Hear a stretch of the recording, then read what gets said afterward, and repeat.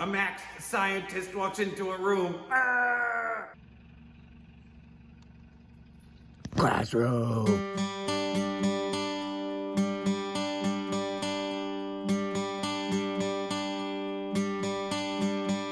Summer has come and passed. The innocent can never last. Wake me up when September ends.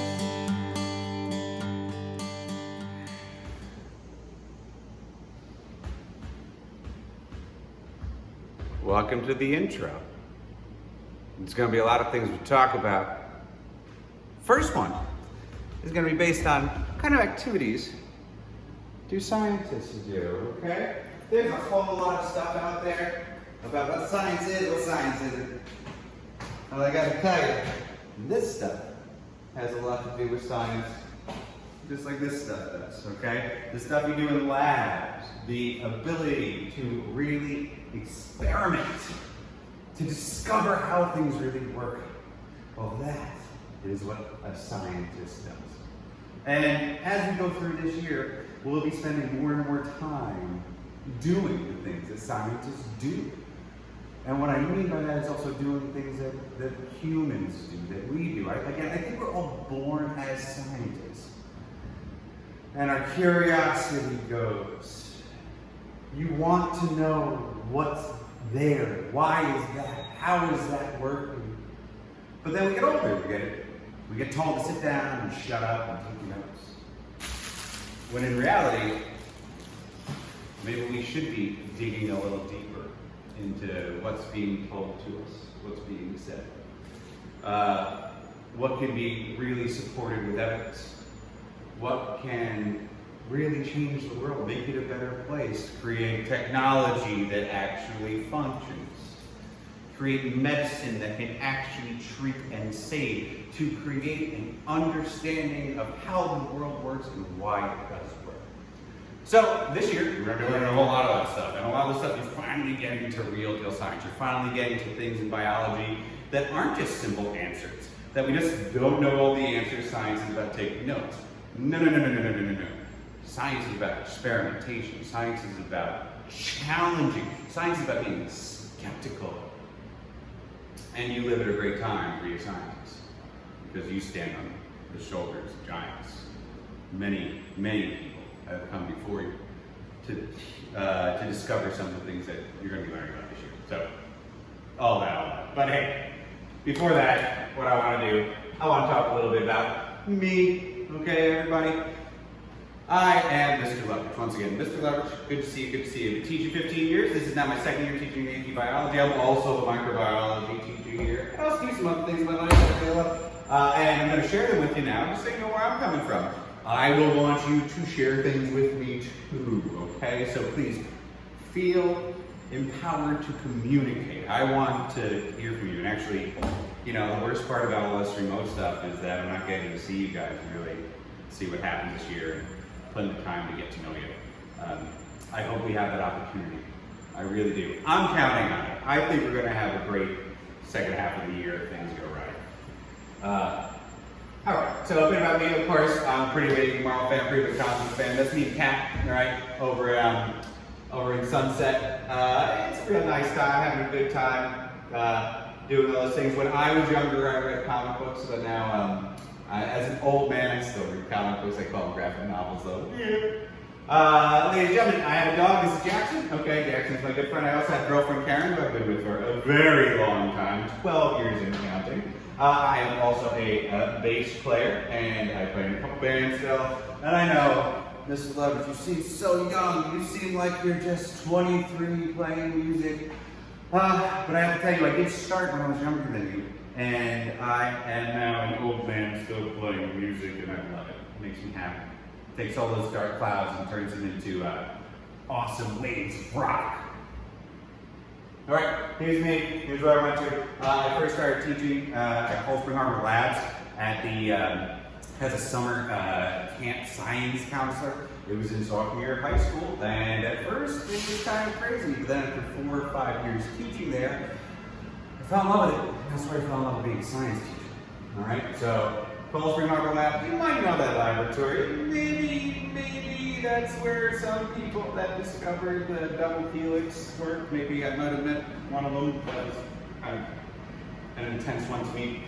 Ladies and gentlemen, I then went to my undergraduate down in Stony Brook, which is all the way over there. Okay, for a while through traffic, we just keep going, we can get there. You might know people that go there. I got my graduate degree at LIU Brooklyn, and I got it in counseling. Okay, so I am a person that studied biology and also studied the art of the talking therapy and counseling and working with people. So it's the brain and the mind put together. This sport from a long time ago. I've been here since '05. That was not from 2005. That was a long time ago, and I'm very, very happy to be a Tiger, and I hope you guys are happy to be it too. Okay, so here we go. Biology. It's all about the study of life, and this is this big stuff. Now, this is weird, right? This is weird. You have the different domains of life, but they're up there wrong. Okay? In reality, we should take this and make it much smaller, and take this and make it much bigger. But I mean, we're in here, right? So that means it has to be the most important, right? Ladies and gentlemen, all of this life will be learned about. We will have time to do some specific cool stuff. Anybody that's into animals, pets, and zoology and all those type of things, we will tackle some of those topics. But also, if you're into cellular, if you're into microbiology, pharmaceuticals, all those great fields, yeah, we're going to be hitting that stuff too. Okay? It's finally a real introduction class to biology for all you. And that means you got to learn all different types of things.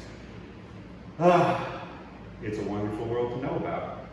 Ladies and gentlemen, right here, there's 4 big ideas that you got to spend some time really knowing that the whole class is based around these 4 ideas. And you will see how these 4 ideas are manifested many different times. When it comes to the AP Bio test, having the big ideas is pretty important to do in the long answer questions. We'll get to all the stuff in the AP Bio test though.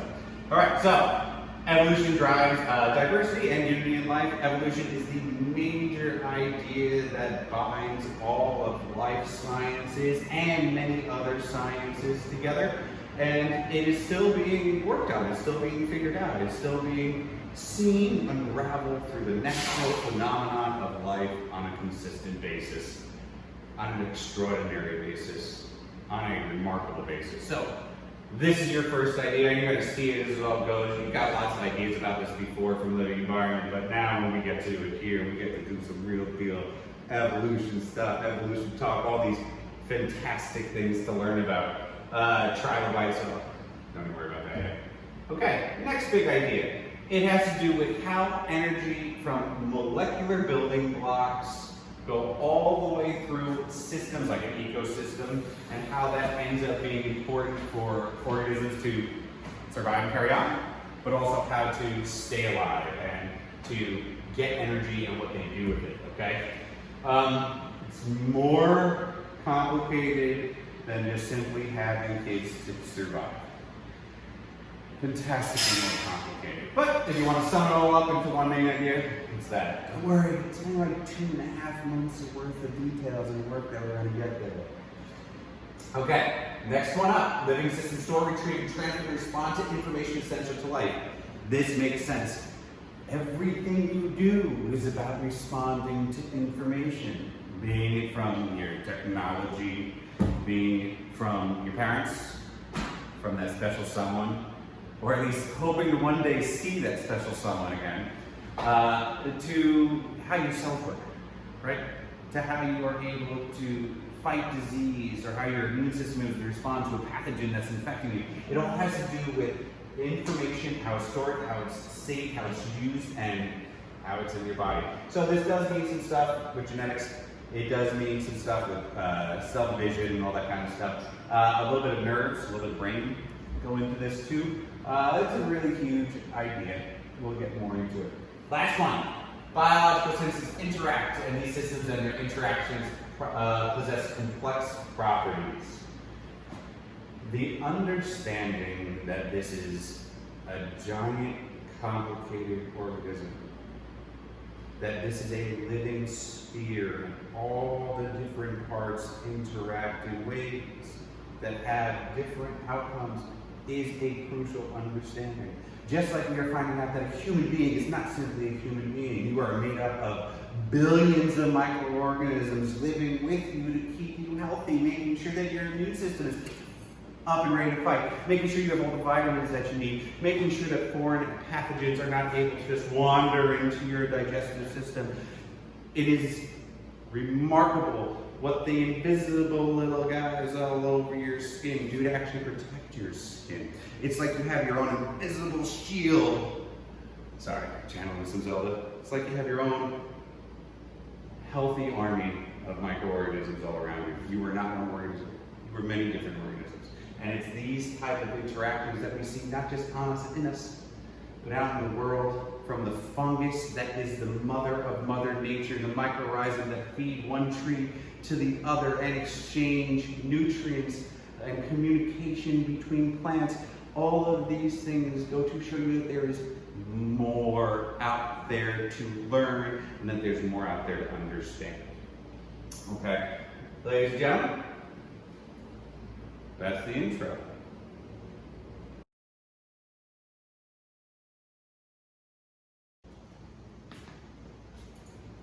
Will you be my lab partner?